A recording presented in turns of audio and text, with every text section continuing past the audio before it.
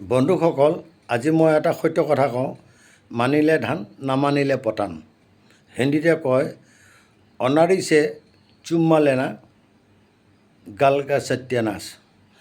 এই ভাৰতখন মহান দেশ, বিশাল দেশ। এই ভাৰতখন চলাবলৈ হ'লে পঢ়া লিখা মানুহ লাগে।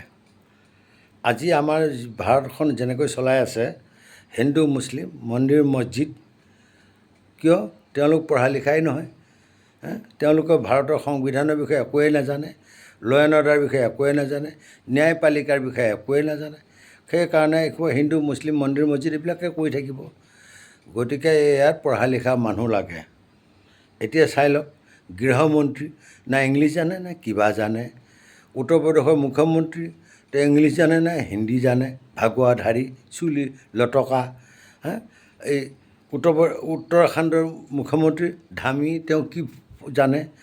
গতিকে এইবিলাক মানুহ ৰাখিলে তেনেকুৱা হ'ব। আমাৰ অসমতে চোৱা, অসমতে এই ৰূপজ্যোতি কুৰ্মী, জয়ন্তমল্ল বৰুৱা, ৰূপেশ গোৱালা, সিংহল চলিহা আৰু আছে ফণীধৰ বৰ্মন।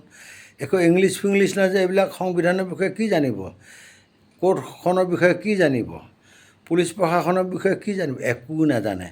এইবিলাকক বনালে আমাৰ দেশখন ৰসাতলেই যাব। ইয়াৰ আৰু কোনো ৰাস্তা নাই। সেইকাৰণে আমাক পঢ়া লিখা মানুহ লাগে। আৰু পঢ়া লিখা মানুহ আপোনালোকে কংগ্ৰেছত চাওক, চব পঢ়া লিখা মানুহ, ডিগ্ৰীৰ পৰা ডিগ্ৰী থকা মানুহ। তেওঁলোকে সংবিধানৰ বিষয়েও জানে, সকলো বিষয়তে জানে আৰু ধুনীয়াকৈ চলাব।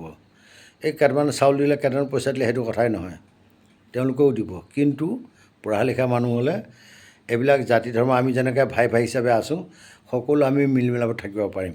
আন পঢ়াই লিখাই দিলে আমাৰ মাজত কাজিয়া লাগিব, কাটামাৰ লগাব, সিহঁতে চেয়াৰখনত আৰামত বহি পেলাই হাঁহি থাকে, হি হি হি হি হি কৰি পেলাই। গম পাইছেনে?